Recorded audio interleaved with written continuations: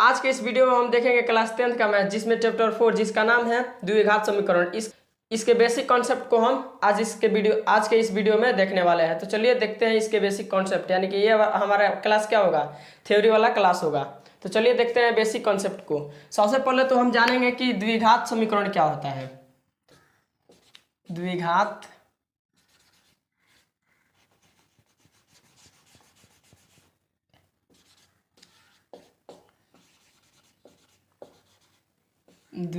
समीकरण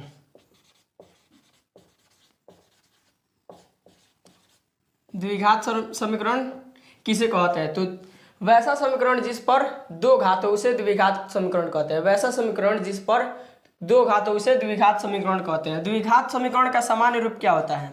इसके सामान्य रूप का बात करें अगर सामान्य रूप, तो इसका सामान्य रूप होता है ax² plus bx plus c और बराबर 0। ठीक है, और यहाँ पे a बराबर नहीं होता है 0 के, यानी कि a का मान 0 का बराबर नहीं होता है। ये होता है द्विघात समीकरण का सामान्य रूप। ठीक है, तो अब देखिए यहाँ पे a क्या है और b और c क्या है। तो ये कोई भी संख्या हो सकता है, a b और c क्या हो सकता है, कोई भी संख्या हो सकता है। यहाँ पे a जो है ना 0 के बराबर नहीं होना चाहिए। ये हमने जान लिया कि द्विघात समीकरण किसे कहते हैं। तो वैसा समीकरण जिस पर दो घात हो उसे द्विघात समीकरण कहेंगे। द्विघात समीकरण का सामान्य रूप होता है ax² plus bx plus c is equal to 0, जहाँ पर a बराबर नहीं हो 0 के। अब हम जानेंगे कि द्विघात समीकरण का कितना हल हो सकता है, ज़्यादा से ज़्यादा कितना हल हो सकता है। तो इसका ज़्यादा से ज़्यादा हल हो सकता है, दो हल हो सकता है। ज़्यादा से ज़्यादा कितना हल हो सकता है? तो दो हल हो सकता है, क्योंकि अगर चार घाती समीकरण रहेगा तो उसका चार हल निकलता है, यानी कि घात जितना रहता है कोई समीकरण पर ना उतना हल निकलता है। तो इस पर द्विघाती समीकरण इसका नाम है, तो दो घात है इस पर, तो इसका मैक्सिमम यानी ज़्यादा से ज़्यादा कितना हल होगा, तो दो हल निकलेगा। ये जो है ना द्विघात समीकरण को सॉल्व करने के लिए कुछ विधि का हम उपयोग करते हैं। द्विघात समीकरण को सॉल्व करने के लिए यानी इसका मूल निकालने के लिए हम क्या करते हैं, कुछ विधियों का उपयोग करते हैं। तो उनको चलिए हम जानते हैं, जिनमें से एक होता है गुणनखंड विधि। गुणनखंड विधि द्वारा हम क्या करते हैं, द्विघात समीकरण का मूल हम ज्ञात करते हैं। ठीक है, एक और विधि होता है जिसको कहा जाता है वर्गमूल विधि।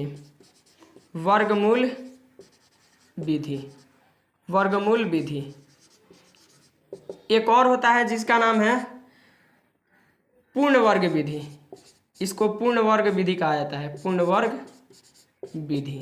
तो इन विधि द्वारा हम क्या करेंगे, द्विघात समीकरण का मूल ज्ञात करेंगे। बहुत ही आसानी तरीके से इन तीनों विधियों को हम आज के इस वीडियो में सीखने वाले हैं। तो बने रहिएगा वीडियो के अंत तक, और वीडियो अच्छा लगे तो वीडियो को लाइक और चैनल को सब्सक्राइब कर लीजिएगा। चलिए हम देखते हैं सबसे पहले इसमें गुणनखंड विधि क्या होता है, और इस विधि से द्विघात समीकरण को किस प्रकार सॉल्व किया जाता है ये हम देखेंगे। तो अब हम गुणनखंड विधि द्वारा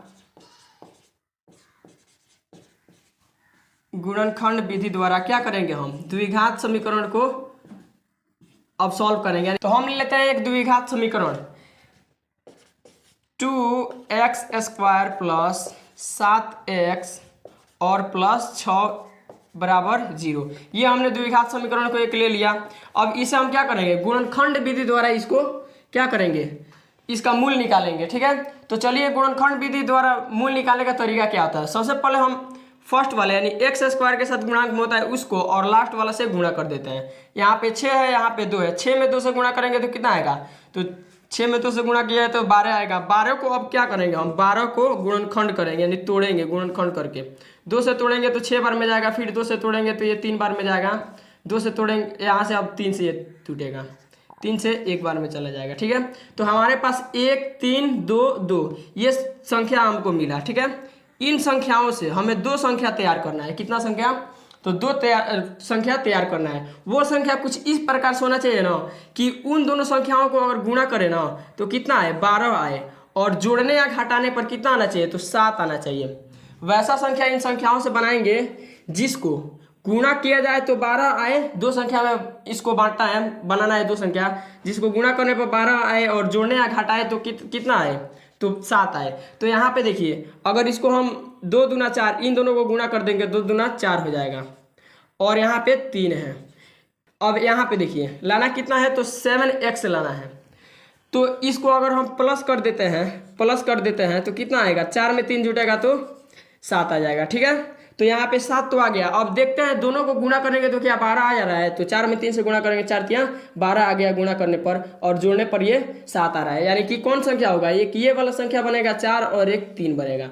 तो चलिए अब इसमें रखते हैं हम इसको, 2x² का 2x² रहेगा और ये प्लस यहाँ पे प्लस देंगे और इसको तोड़ के हम क्या बनाए हैं तो 4 बनाए हैं, एक 3 बनाए हैं। तो यहाँ पे लिख देंगे 4x और प्लस 3x प्लस का 6 बराबर 0। अब भी ये क्या है, यही समीकरण लिखा हुआ है। ठीक है, इसको अगर सॉल्व करेंगे तो 2x² का 2x² होगा, प्लस प्लस जुटेगा 4 3 7 7x हो जाएगा यहाँ पे प्लस 6 बराबर 0। अभी क्या हुआ है, यही समीकरण लिखा हुआ है, बस 7 को हमने क्या किया है तोड़ दिया है। अब फर्स्ट वाले दो को और लास्ट वाले 2 को एक साथ सॉल्व करेंगे, फर्स्ट वाले दोनों को एक साथ सॉल्व करेंगे और लास्ट वाले को एक साथ सॉल्व करेंगे। यहाँ पे देखिए सबसे पहले इसमें देखेंगे कॉमन क्या है। तो सबसे पहले संख्या में कॉमन देखेंगे कि संख्या में क्या कॉमन निकल रहा है। तो इसमें भी 2 है, इसमें भी 2 है। 4 में 4 को कैसे लिख सकते हैं, 2 गुना 2 लिख सकते हैं। इसमें भी 2 है 4 में और यहाँ तो 2 है ही, तो यहाँ से 2 को बाहर निकाल देंगे। अब देखेंगे चर संख्या में भी कुछ कॉमन है, तो यहाँ पर भी x है, इसमें भी x है, तो x को भी कॉमन ले लेंगे। यहाँ से 2x कॉमन लेंगे तो यहाँ से x बचेगा और प्लस का यहाँ से 2x बाहर निकलेगा तो कितना बचेगा 2 बचेगा। ठीक है, अब इसमें हम कॉमन लेंगे। ठीक है, इसमें देखेंगे सबसे पहले संख्या में क्या कॉमन है, इसमें भी 3 है, इसमें भी 3 है। 6 को क्या लिख सकते हैं, 3 गुना 2 लिख सकते हैं, 3 गुना 6, तो इसमें भी 3 है। यहाँ से 3 कॉमन ले लेंगे, प्लस 3 कॉमन लेंगे। आप बोलेंगे कि प्लस के यहाँ पे कॉमन कैसे ले लिए हम, तो यहाँ पे देखिए हमें यहाँ पे चिन्ह को कॉमन लेने के लिए देखना होता है, इस ब्रैकेट वाले संख्या में देखना होता है और यहाँ पे देखना होता है। अगर चिन्ह समान रहे, चिन्ह क्या हो, अगर चिन्ह समान हो तब प्लस कॉमन लिया जाता है, और जब चिन्ह विपरीत हो तो हम माइनस कॉमन लेते हैं। यहाँ पे देखिए यहाँ पे प्लस है, यहाँ पर भी प्लस है, यानी समान चिन्ह दिख रहा है तो यहाँ प्लस ले लिए। अगर यहाँ पे माइनस होता है, यहाँ पर भी माइनस होता है तो हम माइनस कॉमन, यहाँ पे प्लस कॉमन लेते हैं, क्योंकि भले ही माइनस है उससे कोई मतलब नहीं है, बट यहाँ पर भी माइनस होता है, यहाँ पे भी माइनस होता है, यहाँ पे प्लस लेते हैं, यानी कि समान चिन्ह होता है। यहाँ पे प्लस अगर होता है, यहाँ पे माइनस, तो यहाँ पे माइनस कॉमन लेना होता है। तो प्लस का 3 हम कॉमन यहाँ से ले लिए। यहाँ पे चर संख्या में कुछ कॉमन है, इसमें x है, इसमें कुछ भी नहीं दिख रहा है। यहाँ से 3 बाहर निकलेगा तो यहाँ से x बचेगा और प्लस का यहाँ से 3 बाहर निकलेगा तो 2 बचेगा। अब हमें बताइए कि क्या गारंटी है कि हमने यहाँ तक सॉल्व किया है इसको सही। तो इसका गारंटी ये होता है बॉक्स वाला संख्या। यहाँ पे देखिए बॉक्स में सेम संख्या सेम आना चाहिए। यहाँ पर क्या है, यहाँ पर x + 2 है, यहाँ पर भी बॉक्स में x + 2 है। तो इससे हम जान सकते हैं कि क्या यहाँ तक हमने इसको सही सॉल्व किया है। चलिए अब इसको आगे सॉल्व करते हैं। अब ये एक पद बन गया और ये वाला एक पद बन गया। इन दोनों पदों में से अब देखेंगे क्या कॉमन आ रहा है। ठीक है, इन दोनों में क्या कॉमन है, तो इन दोनों में ये जो ब्रैकेट वाला है ये कॉमन है, इसमें भी ये वाला है, इसमें भी ये वाला है। तो इसको क्या करते हैं, बाहर निकाल देते हैं। x + 2 को यहाँ से कॉमन लेंगे तो यहाँ क्या बचेगा, यहाँ पर बचेगा 2x ये वाला और प्लस का 3 बचेगा और बराबर 0। एक बार इसको बराबर कर दिए 0 के, x + 2 बराबर 0। अगर इसको बराबर 0 के बराबर लिखेंगे तो x का मान क्या आएगा, तो x = -2, प्लस से उधर भेजेंगे तो -2। इसको एक बार 0 के बराबर हमने किया तो ये x का मान निकला। अब इसको हम बराबर करते हैं 2x + 3 = 0। यहाँ से 2x = ये प्लस में उधर भेजेंगे तो -3 हो जाएगा। यहाँ से x का मान फाइनल निकलेगा -3/2। तो 2 मान निकला हमारा द्विघात समीकरण का, ये वाला द्विघात समीकरण का 2 मान निकला। एक निकला x का मान -2, एक निकला x का मान -3/2। इसको कैसे लिखेंगे, तो x = -2,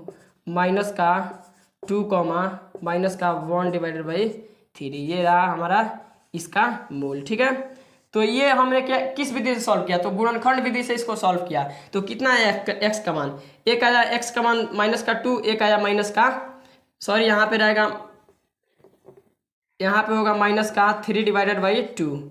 ये वाला लिखना है, तो हमने इसका मूल निकाल लिया।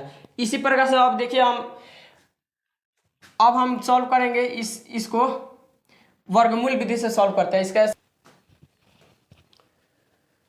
दूसरा होता है वर्गमूल विधि। वर्गमूल विधि, वर्गमूल विधि। इस विधि में एक फॉर्मूला होता है, इस विधि में एक फॉर्मूला होता है। चलिए उस फॉर्मूले को लिख लेते हैं यहाँ पे। वो वाला फॉर्मूला जो होता है ना, x का मान निकालने के लिए होता है माइनस का b plus minus under root b का स्क्वायर माइनस 4ac और डिवाइडेड बाई 2a होता है। ये वाला फॉर्मूला होता है। इस फॉर्मूले को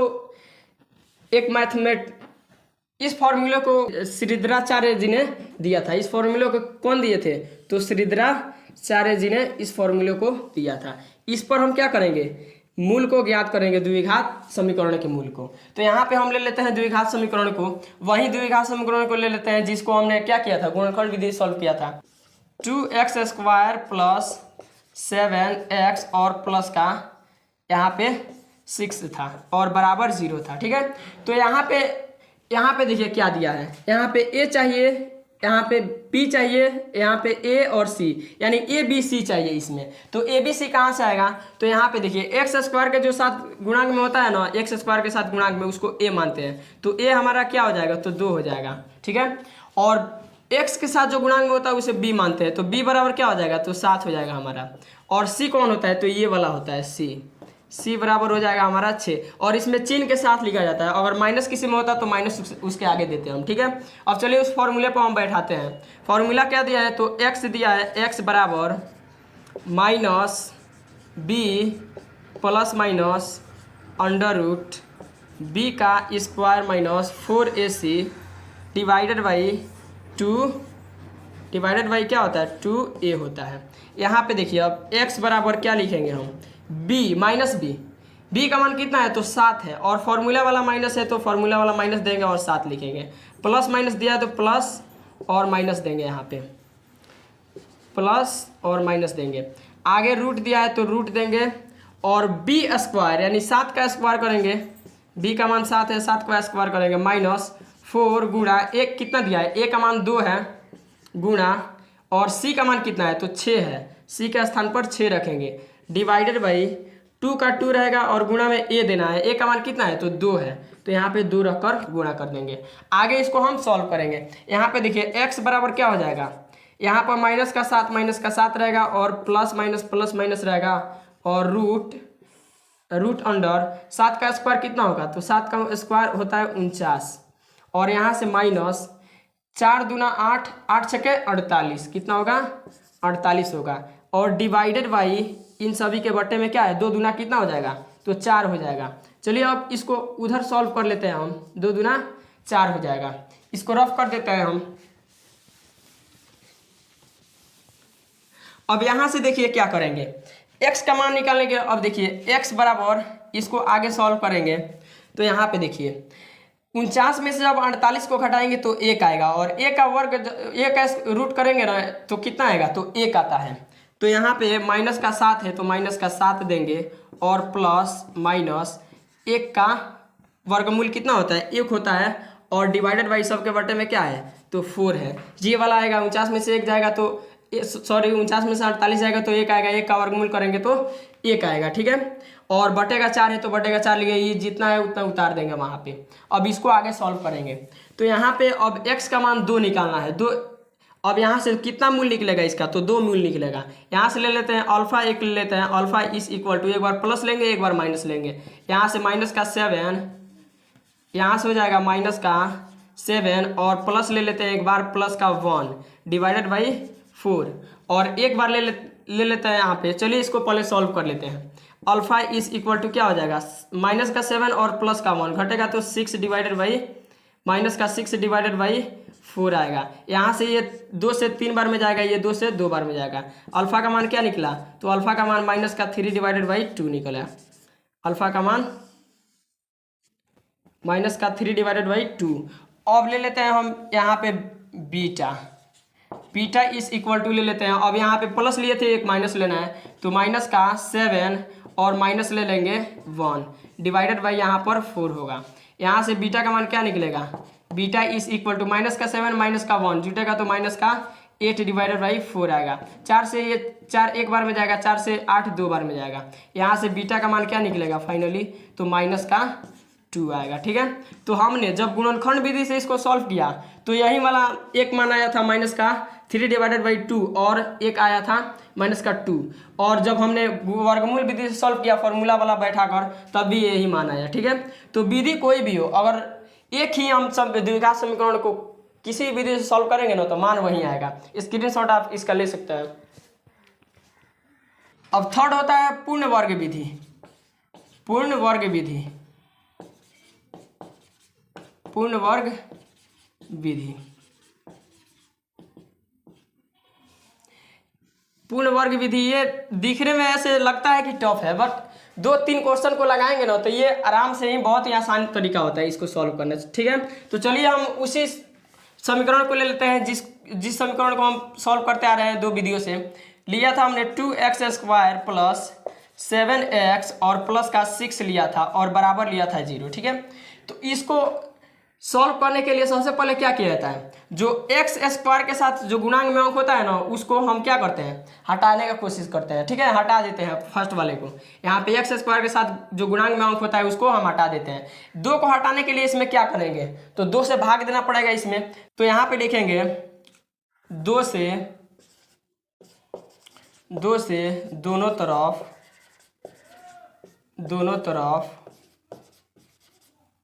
भाग देने पर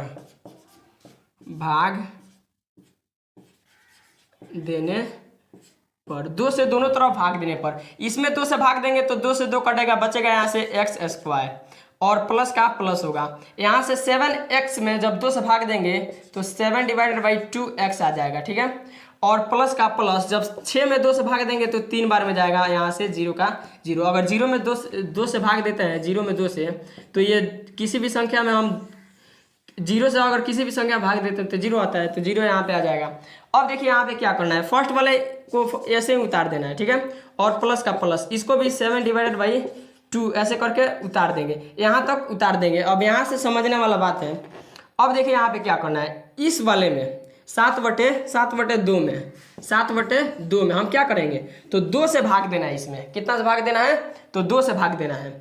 इसमें 2 से हम भाग देंगे, भाग देने का मतलब क्या हुआ, 2/1 कर देंगे। ठीक है, 2 से भाग देंगे 2/1 कर देंगे, यानी कि इसको सॉल्व करेंगे तो 7/2 गुणा 1 ऊपर चला जाएगा 2 नीचे, यानी कि 7/4 आएगा। ठीक है, जब इसमें 2 से हमने भाग दिया इस वाले में तो कितना आया, 7/4 आया। तो यहाँ पे एक बार प्लस में लिख देंगे उसको, एक बार माइनस में लिख देंगे और स्क्वायर करके लिखेंगे। एक बार प्लस में लिख देते हैं 7/4 इसका स्क्वायर, और एक बार माइनस में लिख देते हैं 7/4 इसका स्क्वायर, और प्लस का 3 है, प्लस का 3 देंगे और बराबर 0 है, बराबर 0 देंगे। यहाँ से अब देखिए क्या करना है इसमें, यहाँ से अब ऐसा करने का फ़ायदा हमें क्या हुआ, तो ऐसा करने से हमें ये फ़ायदा हुआ कि ये a प्लस बी के होल स्क्वायर पर टूट गया। ठीक है, ये a प्लस बी का होल स्क्वायर पर क्या हुआ, ये बन गया। ठीक है, ये देखेंगे तो a प्लस बी का होल स्क्वायर है। ये इसको अगर a मान लेते हैं, इसको अगर b मान लेते हैं ना, तो ये a प्लस बी का होल स्क्वायर पर टूटा हुआ है। तो यहाँ पे देखिए इसको x को क्या मान लेंगे, a मान लेंगे, a प्लस बी का होल स्क्वायर है 7/4 का होल स्क्वायर, इस पर ये टूट गया है संख्या। ठीक है, अब इन सभी को उधर बराबर के उधर कर देते हैं, तो बराबर माइनस में है 7 का स्क्वायर करेंगे तो 49 होगा, और माइनस में है तो प्लस में हो जाएगा, 4 का स्क्वायर 16 हो जाएगा, यानी 49/16 हो जाएगा। उधर जाकर माइनस में उधर प्लस हो जाएगा, ये प्लस में उधर जाएगा तो माइनस का 3 हो जाएगा। इसके बट्टे के नीचे 1 दे देते हैं। ठीक है, अब देखिए इसका अगर हम इसको अगर तोड़ेंगे ना तो इतना ही आएगा, इतना दूर आएगा, x² plus 7 divided by 2x plus 7/4 का होल स्क्वायर। चलिए इसको तोड़कर हम दिखा देते हैं आपको।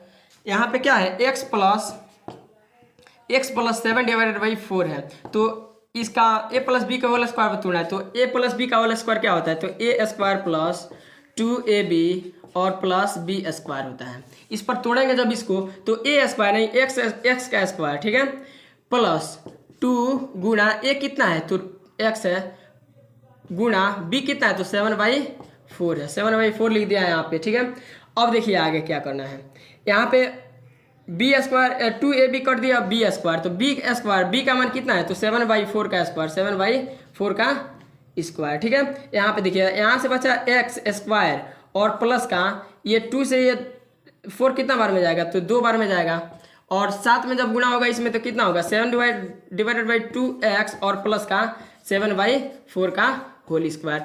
इतना आ गया कि नहीं, इतना आ गया। ठीक है, यानी कि ये प्लस बी के होल स्क्वायर पे ये टूटा हुआ है, तो यहाँ पे वही हमने कर दिया है। ठीक है, अब यहाँ से इसको सॉल्व कर देना है, आंसर आ जाएगा हमारा। चलिए इसको सॉल्व करते हैं। यहाँ से x प्लस 7/4 का whole square is equal to, यहाँ से एलसीएम लेंगे तो 16 और एक का एलसीएम लेंगे तो 16 आएगा। 16 में 16 से भाग देंगे तो एक बार में जाएगा, और 49 में गुणा करेंगे 1 से तो 49 आएगा, और माइनस 1 में जब 16 से भाग देंगे तो 16 बार में जाएगा। 16 में 3 से गुणा करेंगे कितना होगा 16 48। ठीक है, तो इतना आ गया। चलिए अब उसको रफ करके वहां पे सॉल्व करते हैं हम इसको।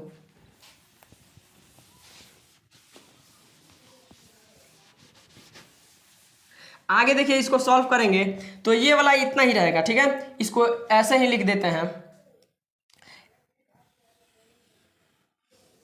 यहाँ पे x प्लस 7/4 का whole square is equal to, यहाँ पर देखिए 49 में से जब 48 को घटाएंगे तो 1 आएगा, 1/16 हो जाएगा। यहाँ से 1/16 हो जाएगा। ये वाला जब स्क्वायर इधर भेजेंगे बराबर के इधर तो रूट आ जाएगा यहाँ पे, तो x प्लस 7/4 यहाँ से बचेगा इज इक्वल टू यहाँ से √1/16। ठीक है, ये होगा यहाँ पे इतना हो जाएगा। ठीक है, अब देखिए आगे सॉल्व करेंगे। x प्लस 7/4 का 7/4 इज इक्वल टू, जब ये रूट हटेगा यहाँ से 1 का वर्ग कितना होता है तो 1 होता है, और यहाँ पे 16 का वर्ग कितना होता है तो 4 होता है, जो यहाँ पे प्लस और माइनस आ जाएगा। ठीक है, प्लस माइनस 1/4 होगा। यहाँ से इसको उधर भेज देते हैं हम। ठीक है, तो यहाँ से x इज इक्वल टू, ये प्लस में उधर जाएगा तो माइनस का 7/4 हो जाएगा, और प्लस माइनस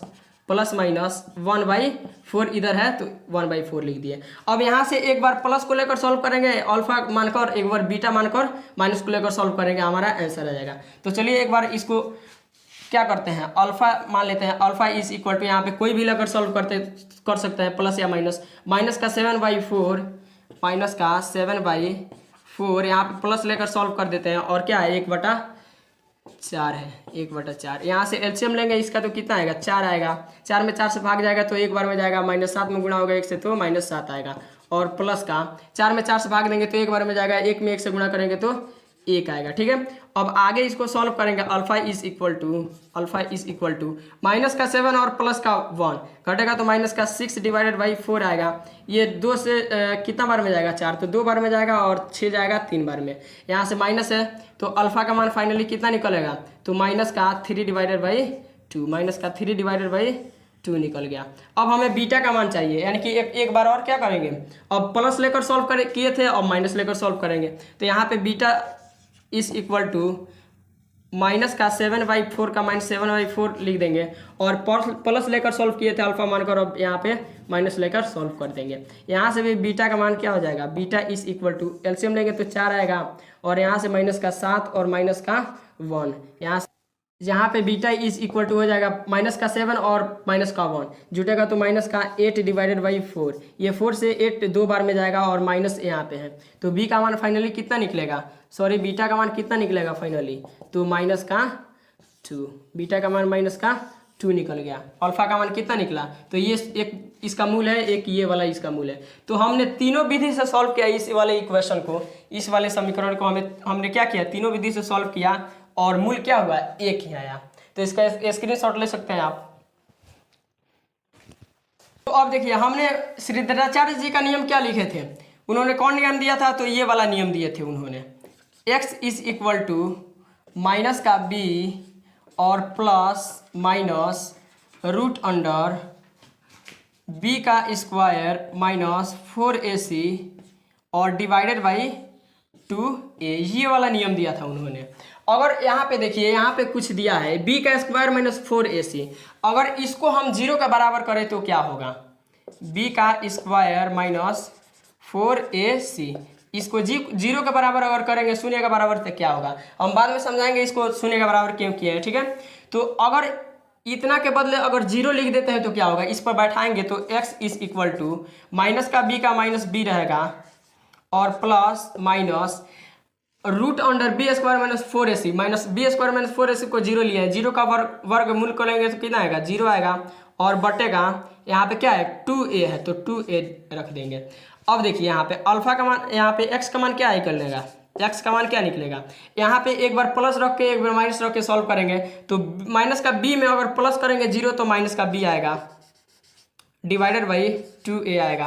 अगर प्लस भी करते हैं जीरो माइनस b में जीरो प्लस करेंगे तब भी हमारा क्या आएगा, तो माइनस का b डिवाइडेड बाई 2a आएगा। ठीक है, तो यहाँ पे आप देख रहे होंगे जो ये मूल आया ना, जो ये वाला मूल आया वो यहाँ पर भी एक बार रखे तो कितना आया, तो माइनस का b बाई 2a, यहाँ पर भी जोड़े और घटाए तब भी क्या आया, माइनस का 2/a। ठीक है, माइनस का b डिवाइडेड बाई 2a आया। ठीक है, तो यहाँ पे जो होता है ना वास्तविक आया, ये क्या आया, वास्तविक आया, तो मूल बोलेंगे क्या होगा, यहाँ पे मूल वास्तविक होगा,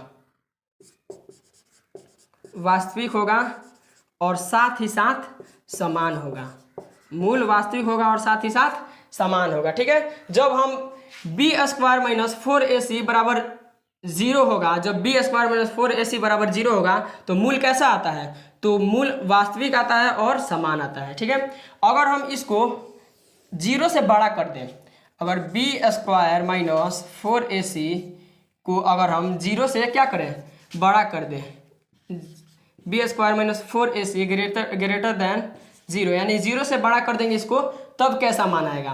तो यहाँ पे देखिए इसको सॉल्व करेंगे, यहाँ पे x का x लिखा है, b का यहाँ पे क्या लिख देंगे, b को कोई मान लेते हैं संख्या। ठीक है, कोई भी संख्या मान लेते हैं, जैसे कि 2 मान लेते हैं। ठीक है, b का स्थान पे क्या मान लिया हमने, 2 मान लिया, माइनस का 2 और प्लस माइनस और कोई यहाँ पे कोई संख्या मान लेते हैं जीरो से बड़ा, मान लेते हैं 9 है। ठीक है, 9 है, 9 का वर्गमूल जब इतना बराबर कितना मान लिए, 9 मान लिए, यानी जीरो से बड़ा 9 संख्या है तो उसको 9 मान लिए, रूट इसका वर्गमूल करेंगे कितना आएगा 9 का, तो 3 आएगा डिवाइडेड बाई यहाँ से 2a है तो 2a आएगा। ठीक है, इसको अब इसका मूल कितना आएगा, तो इसका मूल एक बार आएगा, एक बार प्लस और एक बार माइनस रख के सॉल्व करेंगे तो यहाँ पे देखिए माइनस का अगर एक बार प्लस रख के सॉल्व करते हैं तो माइनस का 2 और प्लस 3 घटेगा तो कितना आएगा, तो 1 डिवाइडेड बाई 2a आ जाएगा। ठीक है, अगर प्लस रख के सॉल्व करेंगे तब, अगर माइनस यहाँ पे रख के सॉल्व कर दे तो माइनस का 2 और माइनस का 3 जुटेगा तो माइनस का 5 डिवाइडेड बाई 2a आ जाएगा। ठीक है, यानी कि आप देख रहे होंगे यहाँ पे